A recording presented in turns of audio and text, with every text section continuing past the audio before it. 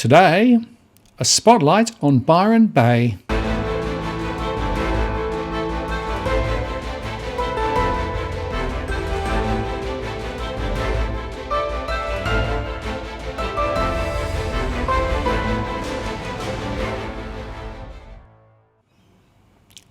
Hello again, it's Martin North from Digital Finance Analytics, world's latest post covering finance and property news with a distinctively Australian flavour. Today I'm going to look at property in Byron Bay. Over the last few weeks I've been featuring a number of different areas under our Spotlight series, and I asked our audience whether there were particular postcodes they'd like me to look at. Well, Byron Bay was right at the top of the list, followed by some areas of Perth and other areas of Queensland, as well as Melbourne and Sydney. So we'll cover a few other areas later, but today it's Byron Bay. And I should just make the point, as I always do in these shows, that this information is based on our current available information. It may change. This is not financial advice. It should be not taken as financial advice. We're merely looking at the data from our surveys, our economic modelling, and all our other sources. And this information is for your personal use only, and it will change ahead. Now, that said, we continue to use our core market model, which is our main analytic tool, and we pull information in from a number of sources, including our rolling household surveys, other external data, and even things like JobKeeper and JobSeeker. And this gives us a robust underlying model which allows us to look at what's going across the economy at the moment.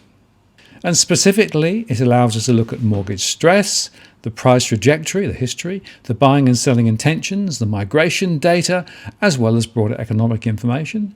And that also allows us then to flow it through our core market model and the various scenarios that we run with to then form a view as to what may happen with regard to home prices ahead. And so today we're looking at Byron Bay, up in northern New South Wales. Of course, Cape Byron is the most easterly point on the mainland, and it has a very famous lighthouse, some amazing walks around the headland, and the whole area is actually rather sublime in my view. And the local commercial centre has also developed quite recently. Now, if we look at what is for sale at the moment, in fact, around 29 properties are currently for sale, and that includes houses and units. And here are just a few examples. One of the obvious points to make is that prices are rather vague. In the first example there, somewhere between 3.2 and 3.5 million, or contact the agent for information, or a price guide of 2.4 to 2.6. Notice how many of these are expensive houses. The theme rather continues with some units coming in as well. Again, not much information about price. And in some cases, a bit of a guide. For example, a house here at 780,000 to 830,000, quite a range, or contact agent. And I would say at the moment, it looks to me as though it's the top end of the market where a lot of the property is available. Now, in terms of sold properties, around 24 properties sold in the last 8 weeks in Byron Bay. And here are a few examples. It's also worth again noting that its last asking price doesn't tell you anything about the settlement price. Some land was sold. There was a price range of somewhere between 857,000 and 942,000 for a townhouse, or my negotiations, and no information there, or there was an auction where it was sold prior with a price, but generally there's very little information about what's actually happened with regard to closed deals. And you could become a little bit suspicious, as I am, as to why that is the case. Maybe prices are not actually as buoyant as many people have been claiming. Because I do get a lot of people saying, well, Byron Bay is a classic example of a booming market. Well, we'll see.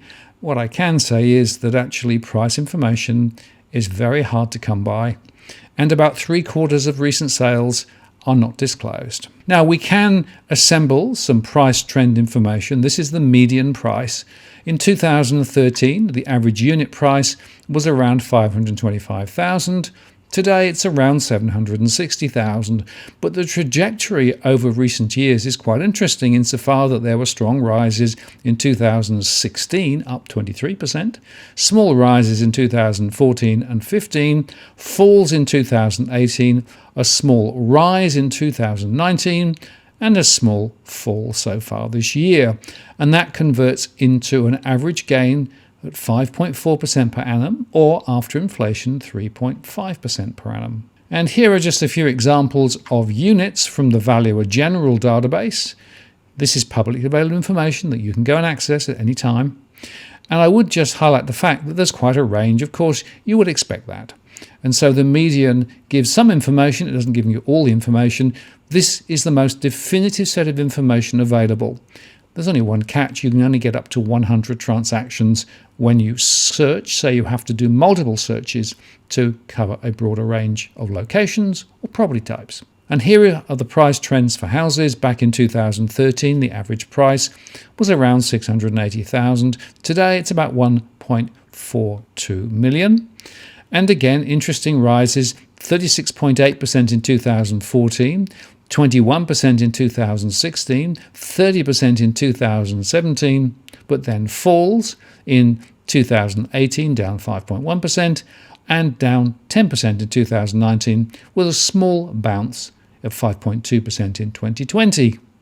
And that gives an average gain between 2013 and 2020 of 11.1% per annum, or after inflation 9.2%.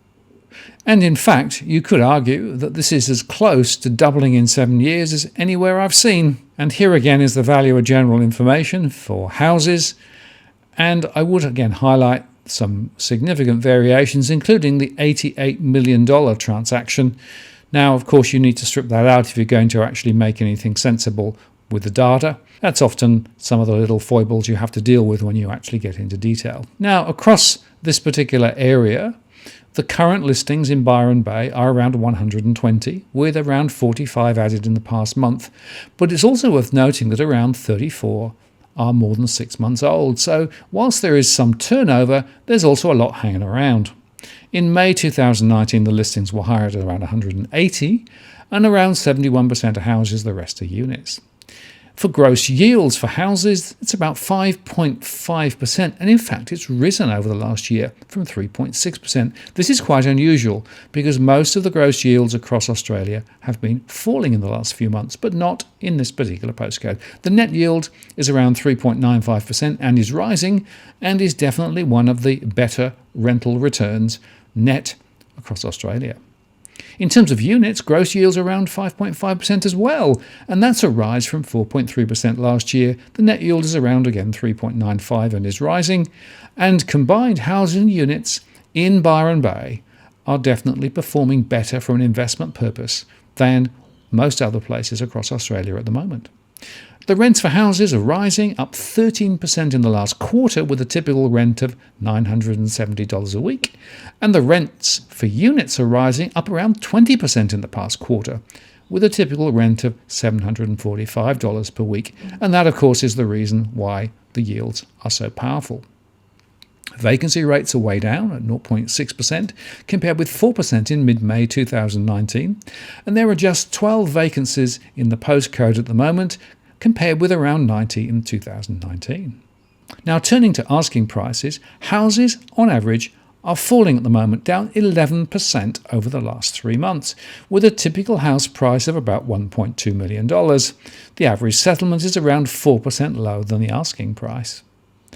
Units show a fall in asking price too, down 8% over the last 3 months, with a typical unit price of around $725,000, and the average settlement is 6% lower than asking. Now, those lower settlement prices explains to an extent why it is that many prices are not being disclosed. And according to our surveys, the intention to sell is rising slightly over the next few months. Now we can look at the stress data for the postcode. There are around 6,000 households in the postcode, about 1,500 borrowing, around 3,500 renting. There are just under 3,000 properties for rent, and there are around 1,100 property investors. And overall financial stress is around 34%, which is relatively low compared to the rest of Australia. Within that, though, there is a significant spike in mortgage stress, with 58% of those borrowing in stress. Stress, of course, is defined in cash flow terms, and the default rate is looking to be around 2% at the moment, which is typical for Australia-wide at the moment. Rental stress is sitting at 28%, so it's not too bad, much lower than many other postcodes across the country. And property investor stress is also quite low. So the rationale for understanding the market here is to understand that the investment sector is doing quite well, and there has been significant demand for rental property. Perhaps people want to move out of big towns and cities into areas where there is lower risk from the virus, and maybe it's part of a life change, sea change as well. But the mortgage stress stuff would suggest that some people are going to have difficulty because within this number, there are a number who are on interest and principal repayment holidays at the moment. And when those end, they will have to sell because their incomes are not adequate to service the mortgage. And there's just one other factor which I want to highlight, and that is that there is a very large number of small and medium enterprises in this particular area. And of course, they're very reliant on tourism, so they're hoping for local tourism because the international borders are shut. And there are a lot of other small and medium enterprise businesses working across a range of industries. Many of them are actually in some difficulty at the moment. So I wouldn't be surprised to see some of those having to sell their properties because in some cases the SMEs have their businesses secured against their residential property. Which takes us to our price scenarios. So as normal, we look at the best case, the longer term crunch and the multi-wave are three main scenarios. And in the best case over 3 years, prices for units could be down about 5%. In the worst case, if there's a multi-wave version of the virus, it comes back, the borders get shut again, international borders stay shut for a long time, then we could be looking at a fall of somewhere around 35%, which is quite significant. Now, the mid case, where I focus, is the highest probability at the moment. So there we're looking for cumulative falls of around 20% over 3 years, with 13% next year, a small fall the following year, and a slightly bigger fall in 2023. And if we translate that to unit trajectory, as I said back in 2013, the average unit price was $525,000. This year, they're around $760,000.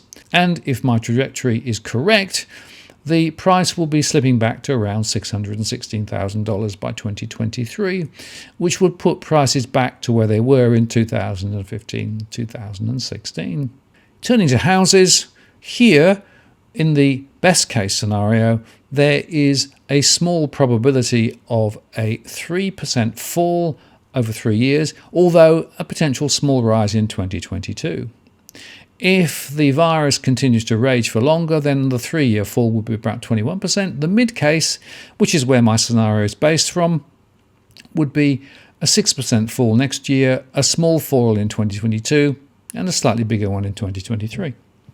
And that translates to a trajectory from 680,000 in 2013 to 1.42 million in 2020, and a slide back to 1.255 million in 2023. Now, again, if you have a more positive view about the virus and the economy recovering, then the price movement could be higher rather than sliding backwards.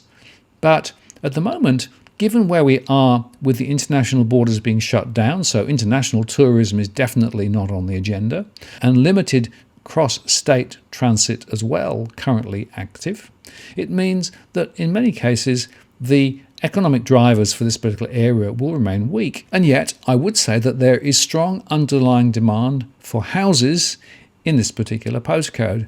And it's worth just thinking about that a bit harder insofar that we can identify three different trends. The first trend is people moving out from the major centres looking for a larger property to perhaps move to as they begin to move towards retirement, or indeed just a life-changing event. The second is that there is still some international interest in this particular postcode. It has, of course, quite a lot of kudos on the international stage, and there are people who actually aspire to own property here, and there are some very expensive properties across the particular postcode. One of the points I made earlier on is that some of the transactions are right at the top end of the market. Those transactions are pretty much inoculated from any financial crises or indeed anything to do with the virus. There are people who can still afford to buy at any time. The third point to make is that there is also some up trading activity. And that up trading activity is people looking to buy a larger place, either for occupation or, and this is happening quite a lot still, looking to demolish the house that's there and replace it with a portfolio of units or villas or something as a commercial entity. So if you are up trading in that area, you may well be competing with a builder who is also looking to make money from the plot. So larger plots of land are particularly sought after. And of course, there are some very prestigious top-end properties which will always command a bit of a premium because there are so few of them. But if you stand back and look at this whole story, what this says is that sure, there's a bit of activity here, particularly at the top end, and houses are not doing too badly. It's probably one of the best examples across Australia, but even so, not really stellar. And units, well, no, different story altogether.